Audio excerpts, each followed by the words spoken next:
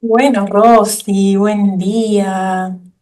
Buen día. ¿Cómo estás? ¿Cómo vienes? Bien. Bien. Bien. Mucho movimiento interno, recibiendo eso.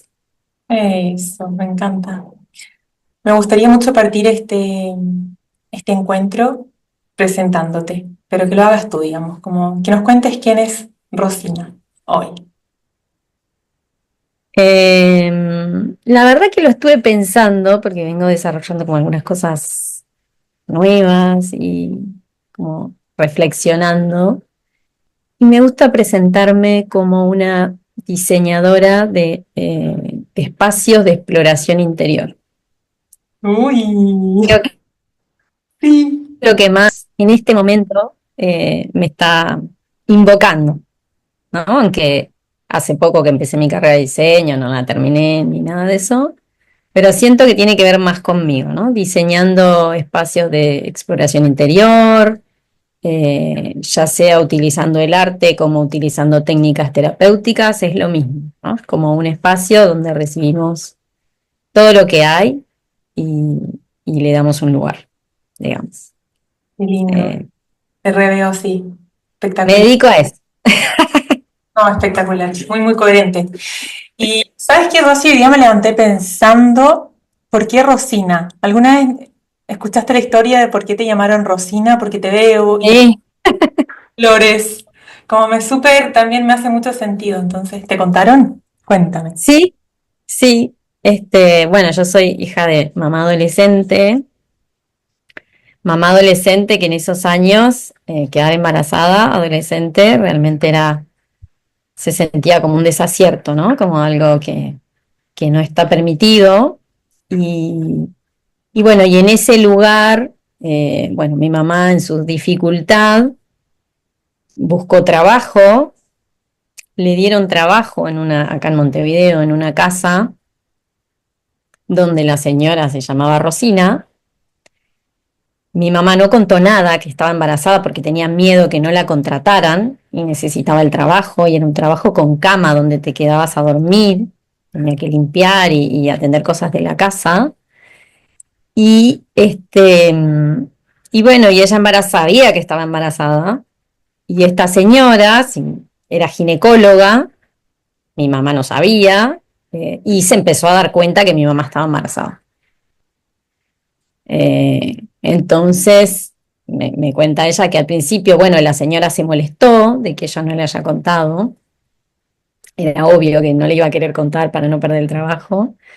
Y bueno, y la señora al final decidió dejarla en el trabajo igual. Y esto fue como un acto también lo sintió mi mamá como un acto de bondad, ¿no? Total. Porque gracias a eso yo nací en un sanatorio privado, esta señora al darle trabajo había un poquito más de recursos económicos, tenía un lugar donde dormir, ¿no? Es como fue una puertita ahí que se abrió de no todo está tan perdido como parece, y bueno, y como en homenaje a esta señora me puso Rosina. ¡Wow! ¡Wow! Así que me gusta mucho mi nombre, me encanta ese nombre. También Eh, Walkiria es mi segundo nombre, que es el nombre de mi mamá. Y bueno, y de alguna forma también heredo con eso, ¿no? Toda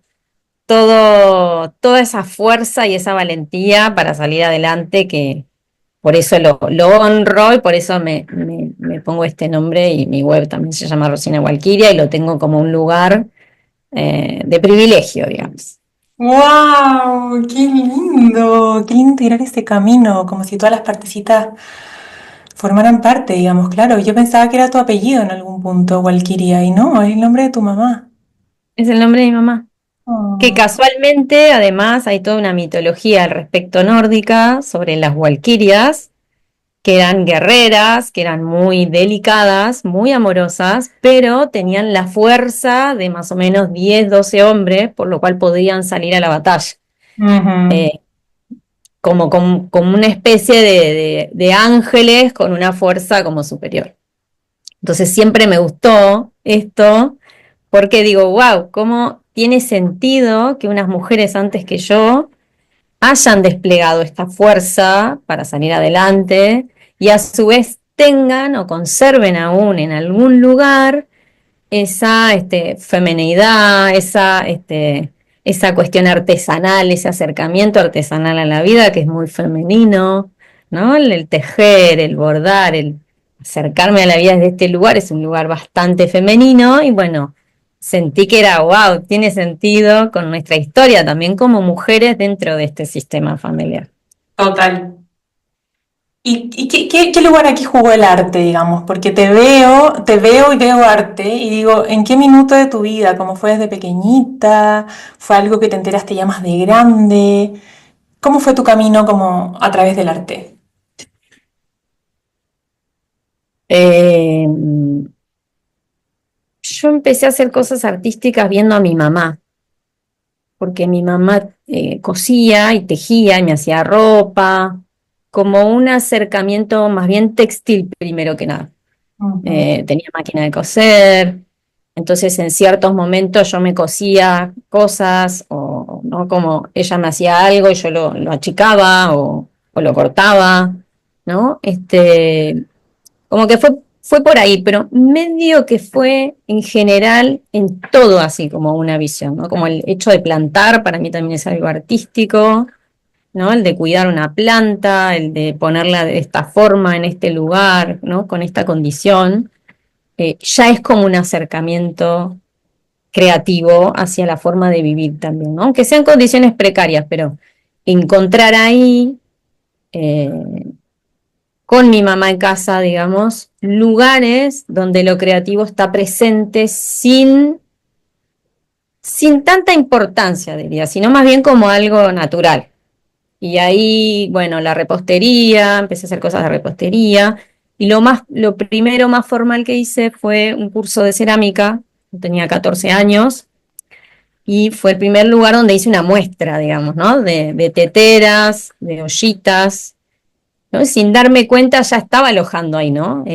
Como un cuenco, como un lugar donde empezamos a sentir que lo femenino va fluyendo también, ¿no? Porque esto de el cuenco donde nos recibimos, lo empezamos a palpar desde otros lugares. Y esas fueron mis primeras creaciones, digamos, por fuera del hogar. ujú, ujú. Teteritas, ollitas, cositas que eran cuenquitos. Y bueno, y la poesía que bueno, me fui encontrando con la poesía también de niña. Encontré un libro que se llamaba Besos del Sol, de Carmen de Castro, no lo conocía nadie. Y me acuerdo que lo leí, me encantó, era como, no sé, fantasioso, como, wow, ¿qué es esto del amor?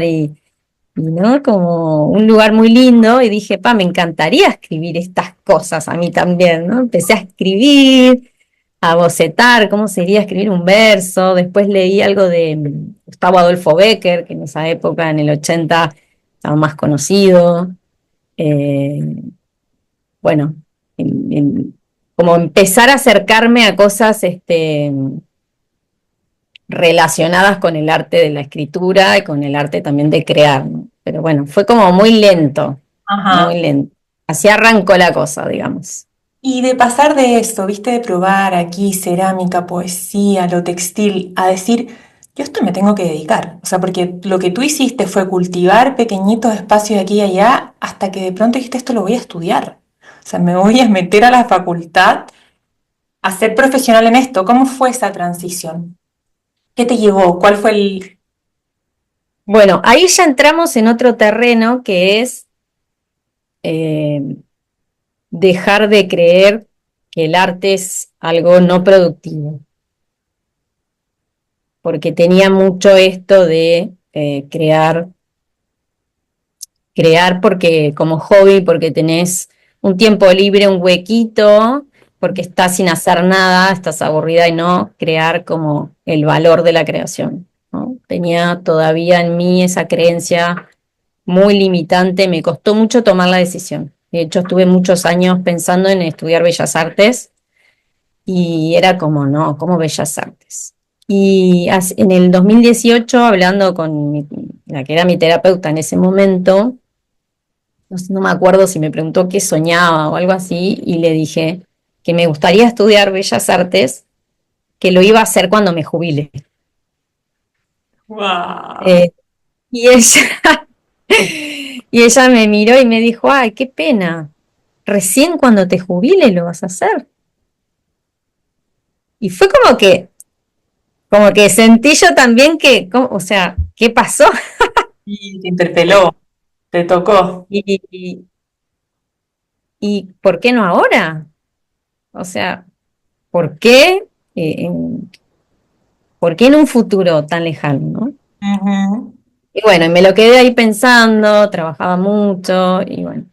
Y después que renuncié a la compañía, empecé a darme espacios para crear, empecé a trabajar con el collage, hice algunos cursos con Lara Lars, que es una profesional del collage.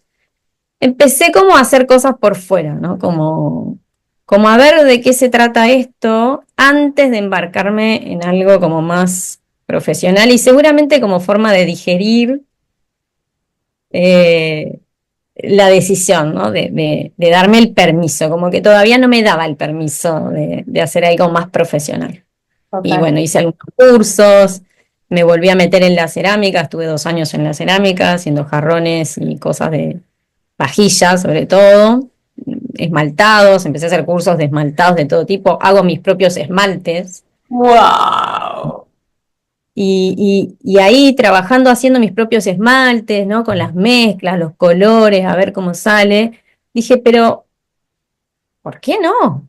¿Por qué no? Si me fluye, es algo que me gusta, me fluye, me lo puedo permitir. Bueno, me anoté a Bellas Artes y resulta que el horario era horrible. No, no veías el horario antes, entonces como que me anoté a la incertidumbre y me di cuenta que el horario era feo, que no podía asistir, que era de noche, que era largo. Dije, ah, ok, no lo voy a hacer. Era como después en perspectiva darme cuenta que todavía mi resistencia no me dejaba terminar de dar como el paso, ¿no? De encontrarme con los lugares que se habiliten, de Sí. alguna manera. Pero me costó mucho eso, me costó mucho darme el permiso.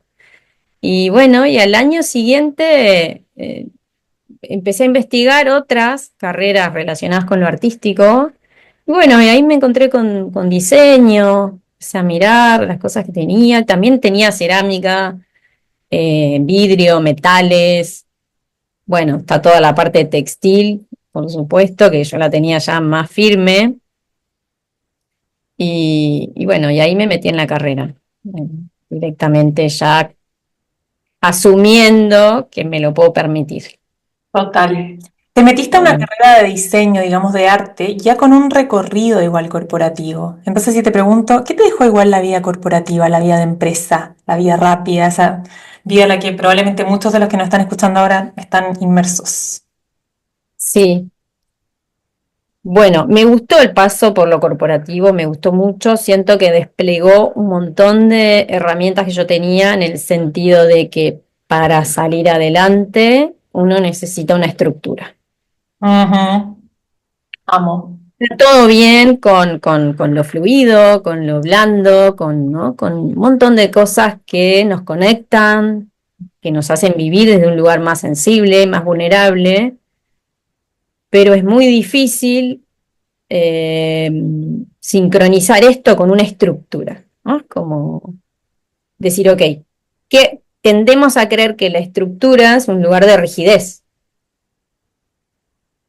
Y creo que la vida corporativa me fue encontrando con que para la estructura es un lugar de sostén, en donde tu fluidez se puede mover, Total. pero va a necesitar mucho trabajo interno porque la estructura te lleva puesta,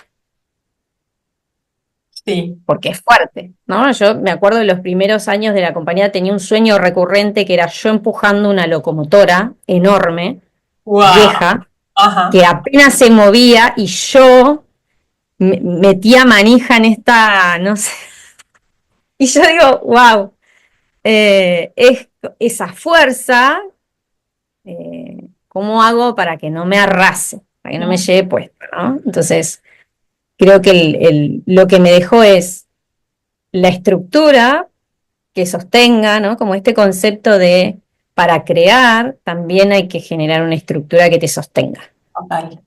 Sin entrar en la rigidez, sí, pero eso ya va a ser un trabajo de uno interno, de ir, ¿no? Dándose espacios, permitiendo la incertidumbre también, que a veces en las estructuras corporativas se trata de control, todo el tiempo se trata de control, control de presupuesto, control de personal, control, control, control, y ese es un lugar que nos deja en un modo muy defensivo, muy en alerta, ¿no? Como estar controlando. Entonces, tomar lo que la compañía nos deja de, bueno, tenemos que tener una estructura que nos sostiene y que nos permite movernos y crecer y escalar sin quedar embotados, ¿no?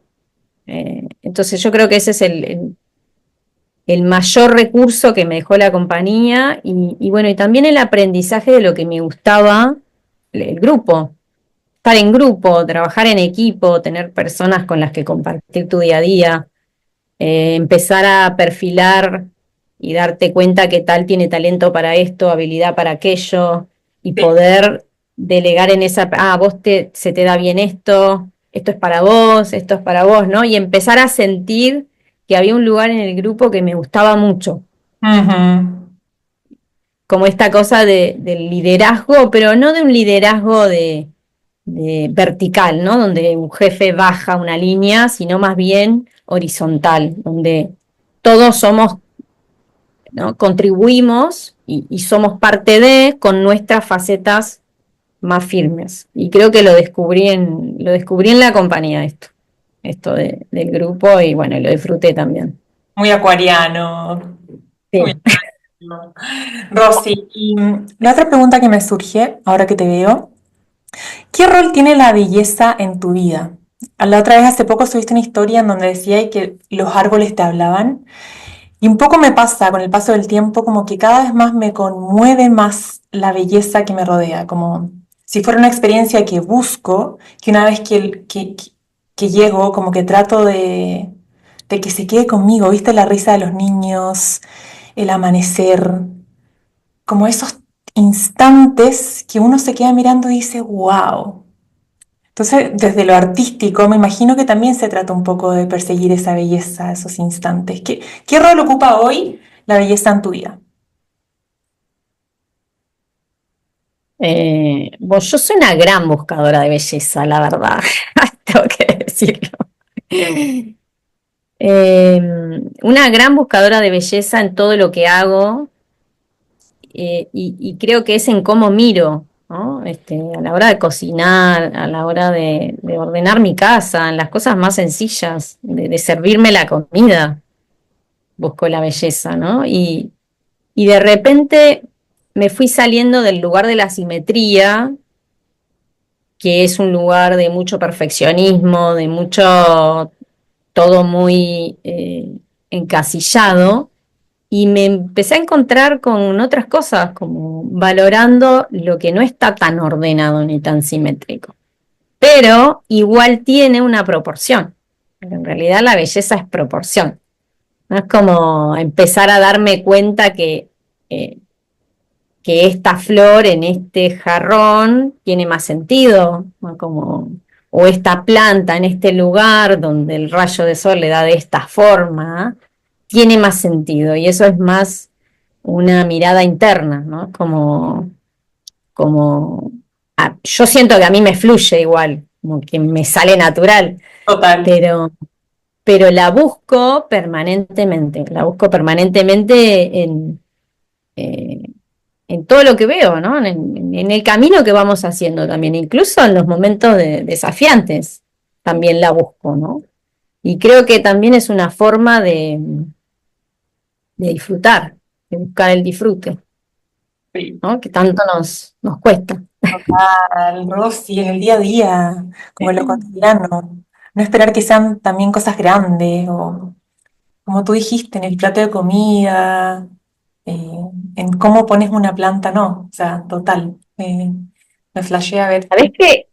Exploro, le decía a mi compañero, con mis plantas, que tengo muchas plantas, cambiarlas de lugar para ver cómo funcionan y se relacionan entre ellas. Ajá, Y he descubierto cómo cambian de color según dónde las coloco y con quién, sí, con qué otra planta, con qué otra familia. Y las he pasado del frente al fondo, las he rotado y las observo y cambian rotundamente. Digo, wow, qué sutileza que a veces si no te parás a proponértelo, no te das cuenta. sí. Es como, a ver qué pasa si hago esto, ¿no? Y cómo esa cultura de exploración se empezó a entrar en mi vida con el lenguaje artístico, ¿no? La exploración permanente, incluso en eso, ¿no? En el cambiar una planta de lugar o probar cosas nuevas. ¿Qué lugar tiene el juicio ahora en esa creación? Que siento que para mí es un temón, como que estoy constantemente igual a veces criticando mi obra. ¿Qué lugar Mm, tiene en tu vida el juicio de esa obra, ya sea una pintura, ya sea una poesía, ya sea cambiar la planta de lugar? mm. Es que viste que culturalmente tenemos como la creatividad y el arte relegado a la suerte de un talento, de un don que algunos tienen o Sí, no. sí. Y en realidad la creatividad y el talento y el don es, a crear es inherente al ser humano, no es que lo tienen algunos y otros no, solo que algunos los desarrollan y otros no. Y desarrollarlo es un tema de dedicarle tiempo, de darle espacio, ¿no? Por supuesto que hay algunos que va a fluir más que otros, pero va a ser un tema de tiempo, básicamente. Y Ujú, no tanto de talento específico, ¿no? Como todos tenemos como esa capacidad de crear. De hecho, nosotras creamos personas, o sea, órganos. Creamos cosas todo el tiempo, decisiones en nuestra vida que son creativas. Tenemos una dificultad y empezamos a pensar cómo resolverla de forma creativa. Entonces, la creatividad ya existe en nosotras, ¿no? Es como que la ponemos aquí o allá, pero ya existe. Y, y creo que en primera instancia de resistencia me costaba mucho encontrarme con un resultado que no era el que yo esperaba, ¿no? Como quiero que sea más prolijo, más lindo, más estético, eh, como la visión puesta en el resultado y no en el proceso que me lleva al resultado. Y ahí tenemos como otro camino de exploración interna, ¿no? ¿Por qué yo estoy pensando en el futuro, que es el resultado? O sea, ¿qué está pasando en mi presente? Esa fue mi pregunta. Que solo pienso en el futuro, o sea, en el resultado de la obra. O sea, ¿qué pasa? ¿Qué pasa acá hoy que no me puedo quedar acá en este proceso sin pensar en cómo va a quedar después? sí, sí, qué ¿Está lindo el pasando algo? camino, qué lindo el camino, la vida misma como camino. Como volver a, pará, esto está tan mal que necesito irme a otro, a un futuro que todavía no llegó. Ujú. Oh, a ver, y si vuelvo acá, ¿cómo puedo hacer para volver? Y acá el bordado y la arcilla también creo que han sido claves en, no sé, en el bordado he hecho el ejercicio de pongo aguja, inhalo, pongo aguja, exhalo, saco aguja, ¿no? Es como el ejercicio de sincronizar la respiración con la puntada. Estoy acá. Y Sí, este tejido, de alguna forma, también me está recuperando a mí emocionalmente, me está abordando a mí cosas que no tengo tan claras, me está acompañando a mí en cosas que todavía me cuesta aceptar. Ok, todavía miro el resultado, está bien, alguna función tiene, pero vamos a volver acá a este proceso que me lleva, porque esta es la puntada la que me va a dar después esa flor hermosa, en todo caso, que no va a total. ser ni tan perfecta ni tan simétrica, porque es un hilo, porque lo estoy haciendo a mano, porque en cada inhalación a veces me olvido de inhalar o retengo y bueno, me distraigo y no es como, bueno, estoy acá, vuelvo acá, ese es el ejercicio. El bordado creo que es un excelente lugar para trabajar la paciencia y el proceso, y ahí me fui encontrando con un ritmo, ¿no? Como el ritmo del hilo, digamos. Pero creo que todavía sigue siendo un lugar de trabajo para mí. Sigue siendo un lugar de trabajo porque me imagino algo en la mente, ay, ¿cómo sería hacer un jarrón que tenga girasoles y no sé qué? Y bueno, y tengo ahí el resultado en mi cabeza que todavía no está. Y bueno, lo empiezo a trabajar. O sea, de alguna forma ese resultado está guiando tu trabajo. Entonces, me resulta bastante difícil desapegarme del resultado. Es un ejercicio de presencia Y que tengo que hacer. es importante en el arte tener una visión de resultado. O resulta esto también de agarrar ese jarrón y, a ver, ¿dónde me lleva el jarrón? Digamos, sin tener Bueno, la visión. depende de cada uno y de cuál sea como tu búsqueda, ¿no? Yo puedo hacer, tenemos dos cosas acá importantes que es arte y diseño. El arte a veces es, bueno, yo contemplo una pieza o hago una pieza que es solo para contemplarla, ¿no? Lo que vemos en un museo. Ujú. Y el diseño tiene una pequeña diferencia que es la pieza que yo creo y que le voy a aplicar el arte. Entonces yo me puedo hacer una remera bordada o con un diseño que la voy a usar. Tiene una aplicación ese arte. No solo la voy a contemplar, también la voy a usar. Y lo mismo pasa con... Creo que se me está congelando. Sí, más o menos.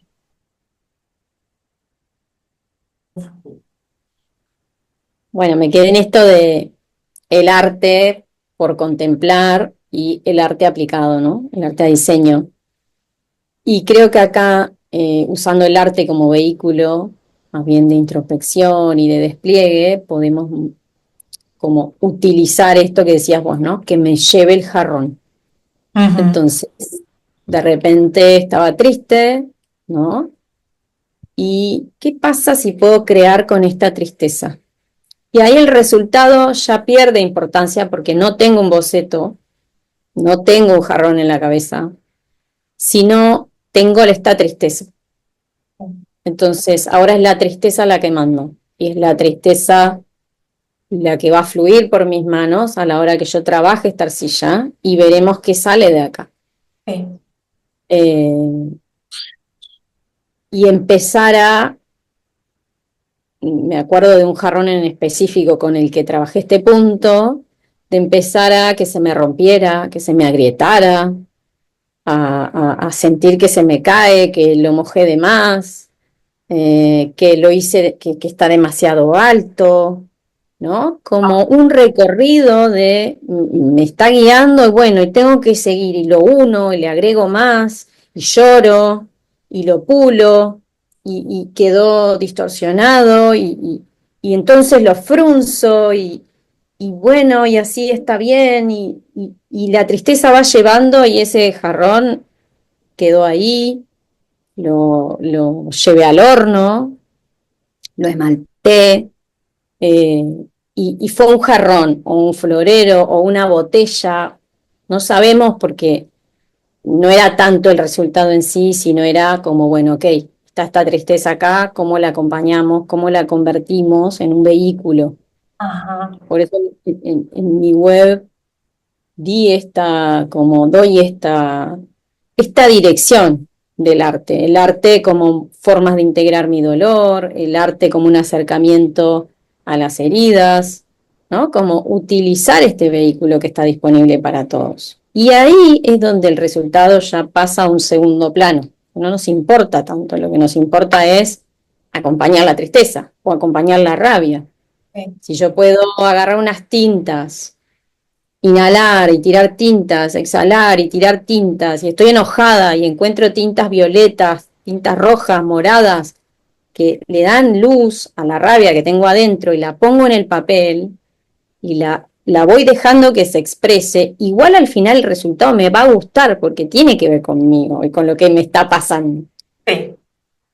Aunque sea abstracto, yo sé que lo hice con la rabia circulando. Y eso está bien para mí hoy. Es como, ok, esta es mi manera de gestionar. No Sí. lo voy a insultar a la persona, o no voy a romper algo en mi casa, pero voy a, con estas tintas, a decirle a mi rabia que está bien que esté ahí, que obvio. cumple una función. Ujú. Entonces yo creo que ahí es donde nos podemos desapegar más del resultado cuando lo empezamos a usar, ¿no? Y a convertir en obra de arte todo lo que nos pasa por dentro. Creo que ahí tiene mucho sentido. Total, total, Rosy. Wow, tremendo, tremendo insight.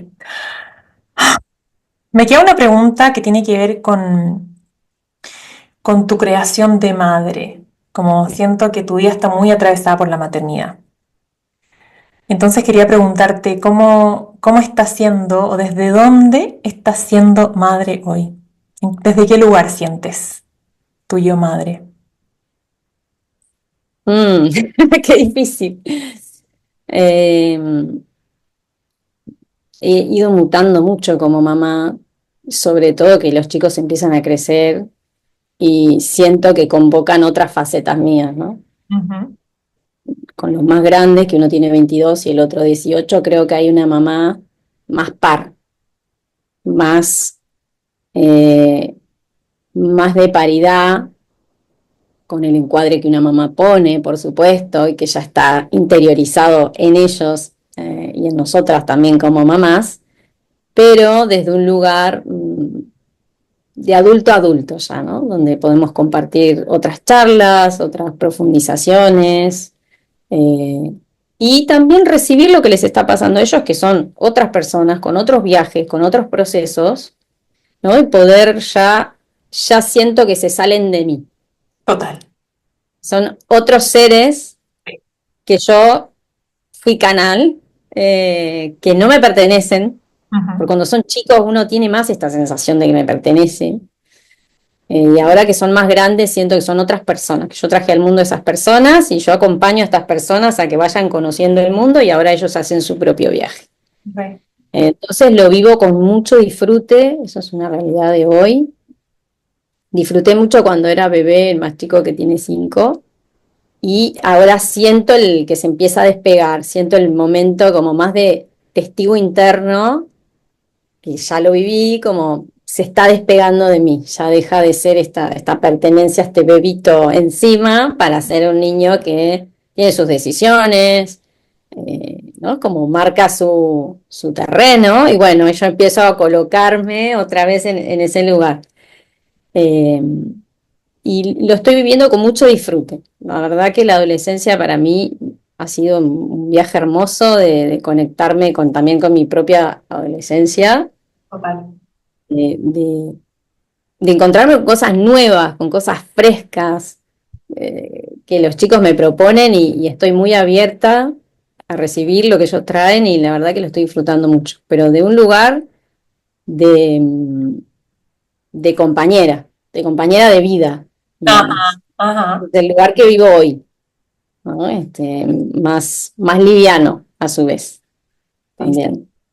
Qué diferente cada maternidad, digo, qué lugar nos encuentra tan distintas como mujer, como la primera o el primero versus la segunda, más relajo, menos expectativa. Esto también de verlo como un ente aparte, me parece espectacular. Yo también lo estoy resintiendo hace rato, pero una tiene 11 y la otra 10. Y también es como, bueno, ellos tienen su camino, como ese soltar y decir, bueno, total.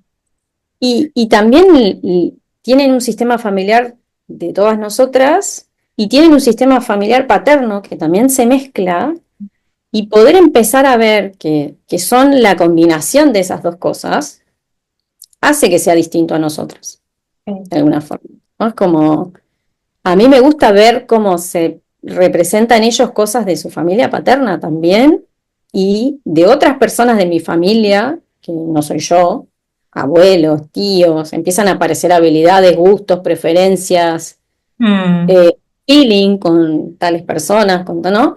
Y empiezo a sentir que ellos como crean su propio también, su propia combinación. sí, Eh, única. y es hermoso ver eso, como ah, yo fui canal de esta persona, wow.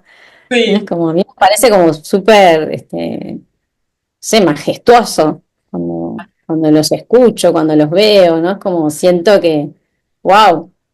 y cuánta creatividad ponemos nosotras también al servicio de la maternidad, ¿no? Sin darnos cuenta, medio naturalmente, para acompañar y también para permitirles a ellos su propio despliegue, que no es el nuestro. Que Re, no es re. Como ser testigo. Hasta diría que a veces esa distancia que uno toma también es un poco arte. Saber cuándo estar, saber cuándo irme, saber cuándo dejarte. Eh, es un arte real. Ser un orfebre de la el- familia también lo súper veo. Sobre todo familia ensamblada. O sea, también te veo con mucha, mucha admiración por lo mismo, porque digo, qué difícil, o sea, aquí hay un sistema, aquí hay otro clan, aquí es un montón, como abrir tu corazón y decir, bueno, acá yo soy instrumento, soy canal de amor para esta familia, es algo que también admiro mucho de ti. Sí, es desafiante, creo que es desafiante, pero también cuando uno se une a familias que tienen que ver con nosotros. A mí me sorprendía mucho cuando las hijas de mi esposo me decían, ay, mamá cocinó lo mismo ayer. O mamá piensa lo mismo de tal cosa, ¿no? Es como encontrarnos con tu mamá. Y yo soñar que era amiga de su mamá. O sea, wow, ¿no? Y de sentir que tiene que ver conmigo, que hay algo de ella que tiene que ver conmigo, que estamos compartiendo de alguna forma algunas cosas que se nos parecen. No somos la misma, pero estamos unidas y de alguna forma tenemos cosas en común. Entonces, eso lo hace vivir distinto, ¿no? Como, bueno, somos todos familia, aunque parece un insight de moda, eh, pero es verdad que cuando nos unimos, unimos también a esa otra familia y empezamos a ser como todos parte de. total. Yo lo vivo mucho así. En mi casamiento estaba la mamá de las hijas de mi esposo. En mi cumpleaños estuvo mi papá con su esposa, mi mamá, los hijos de mi papá con su esposa y los hijos de mi mamá con su compañero también. Entonces, como que somos toda familia, es real. Nos gustará más, nos gustará menos, estaremos incómodos, más cómodos, dependiendo de con quién, pero en definitiva estamos todos compartiendo el mismo lugar, ¿no? Los mismos hijos en común. Así que eso me parece de un descubrimiento que se ha surgido en mi vida con mucha fuerza, ¿no? De unir familias, unir familias. Sí, de unir, sí, total, total, total, de unir. Qué lindo. Te agradezco tu presencia, tu tiempo, tu visión, tu arte, todo. Me encantó saber un poquito. Gracias a vos por invitarme a charlar. Un beso grande. Linda, un besazo.